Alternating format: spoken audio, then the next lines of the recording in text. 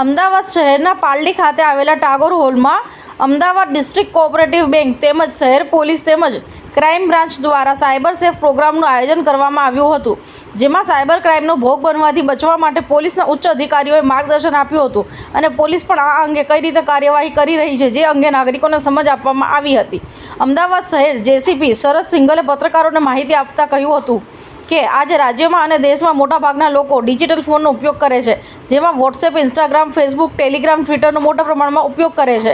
જેના થકી તેમના પાસે કોઈ માધ્યમથી કોઈ અજાણી લિંક તથા ઓટીપી આવતા હોય છે, જેનો ફાયદો સાયબર ક્રાઇમ આચરનારા તથા આ ફિલ્ડમાં એક્સપર્ટાઇઝ ધરાવતા લોકો ઉઠાવતા હોય છે અને નિર્દોષ લોકોને અજાણમાં રાખી તેમની પાસેથી પૈસા અને પ્રાઇવેટ માહિતી મેળવી લેતા હોય છે, જેનો ઉપયોગ દેશના અલગ અલગ જગ્યાએ ગુનાને અંજામ આપવા માટે થતો હોય છે, જેમાંથી મોટાભાગનું ફંડિંગ દેશ વિરોધી ગતિવિધિઓમાં પણ વપરાતું હોય છે। આને અટકાવવા માટે અથવા તો થઈ શકે તેટલું રોકવા માટે આજે અને આવનારા દિવસોમાં પણ આવા પ્રકારના મોટાભાગના કાર્યક્રમો પબ્લિક અવેરનેસ માટે કરવામાં આવશે।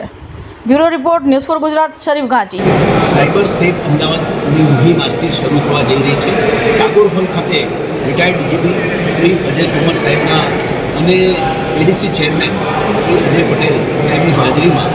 અહીંયા ADC bank, Ahmedabad city police અને જિલ્લા શિક્ષણ અધિકારી વચ્ચે અમદાવાદના સંયુક્ત ઉપક્રમે એક સુંદર કાર્યક્રમનું આયોજન કરવામાં આવ્યું। સાયબર અંતર્ગત જે રીતે ગુનાઓ દિન પ્રતિદિન વધતા જઈ રહ્યા છે તેમાં શિક્ષકો દ્વારા, આચાર્યો દ્વારા વિદ્યાર્થીઓ, વાલીઓ સુધી પહોંચે અને સાયબર અંગે જાગૃત કરવા માટેનો અવેરનેસ માટે આજે ટ્રેનિંગના ભાગરૂપે એક કાર્યક્રમ રાખવામાં આવ્યો હતો। એ એક નાટક પણ રજૂ કરવામાં આવ્યું છે। ખરેખર અહીંયા જે રીતની માહિતી આચાર્યશ્રીઓને આપવામાં આવી છે, જો એ માહિતી તમામ લોકો સુધી પહોંચે, વાલીઓ, વિદ્યાર્થીઓ સુધી, તો જે નાના બાળકો જે મોબાઈલનો ઉપયોગ કરતા હોય છે અથવા મોટા પણ જે સોશિયલ મીડિયાનો અત્યારે વધુ ઉપયોગ કરે છે તેના થકી જે સાયબર ક્રાઇમ બને છે તેને રોકી શકાશે। એ માટે આચાર્યશ્રીઓ જે છે અમારી અમદાવાદ શહેરની તમામ શાળાઓના 600 સ્કૂલના આચાર્ય જે અહીંયા ઉપસ્થિત રહ્યા, તમામને અમે સાયબર એમ્બેસેડર તરીકે હવે આગામી સમયમાં કામગીરી કરવા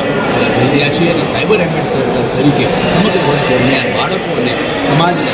આ દિશામાં સાયબરથી કેવી રીતે સાયબર ક્રાઇમથી એમને અવેર કરવા તે બાબતનું અમારું એક આયોજન આગામી સમયમાં થવા જઈ રહ્યું છે। એડીસી બેંક મોટું સહકાર મળ્યું છે, એના થકી સુંદર